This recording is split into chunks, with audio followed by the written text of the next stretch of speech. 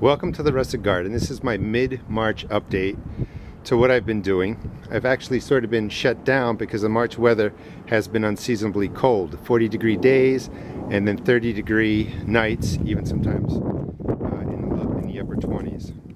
This is my greenhouse that I have lots of vegetables waiting. Peas, flowers, kales. I have some lettuces coming up that I actually started out here, but most of these were started indoors under my grow lights and were brought out here. You can see in the back some dead tomatoes that actually frosted in here, and tomatoes can't take the frost, but they were grown for a video. Of all the stuff that I'm showing you now, you can check out my YouTube channel and see videos on how I did a lot of this. Here are my tomatoes.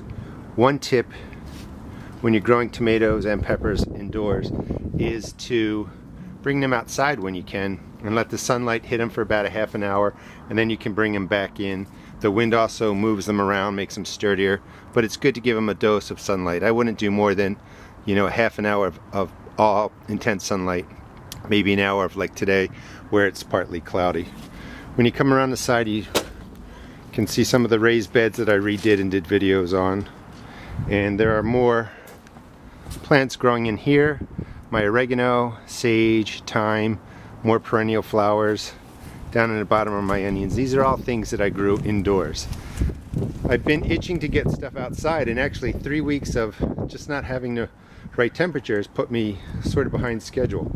These are beets that are under glass or plastic containers, and they are protected from the cold nights. Beets and the kales and a lot of the stuff that's out, that's kohlrabi over there, can handle a light frost, but at 28 degrees for a couple of hours, I don't want their stems freezing, I don't want the roots freezing. So you can use these cups to create little microclimates.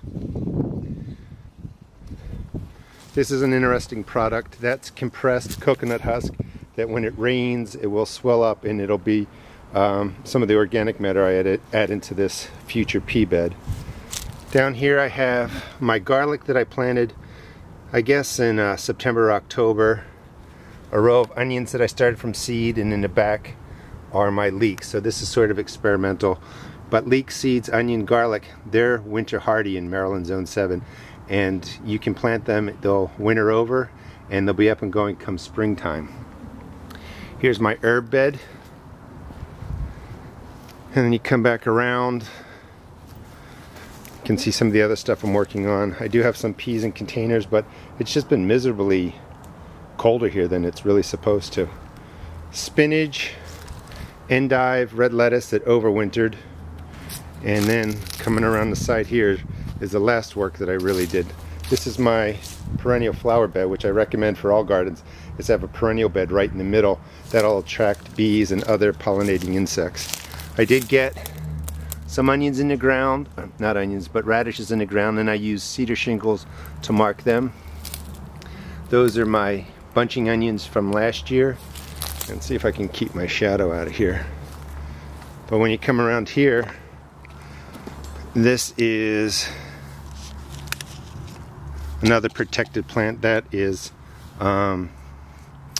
endive. And when you put these on, you want to make sure you sink it in so the wind doesn't blow them off. And red romaine lettuce. And I'll keep these cups on for at least another week. I have 3 nights of 28-degree weather, a couple 30-degree nights, and if it wasn't for today being 55, it's just, like I said, been miserable. Anyway, this is the Rustic Garden come mid-March. I'm going to do an update at the beginning of each month and somewhere in the middle towards the end of the month. Hope you enjoyed the video. If you did, please check out my blog at www.therusticgarden.blogspot.com. Thanks.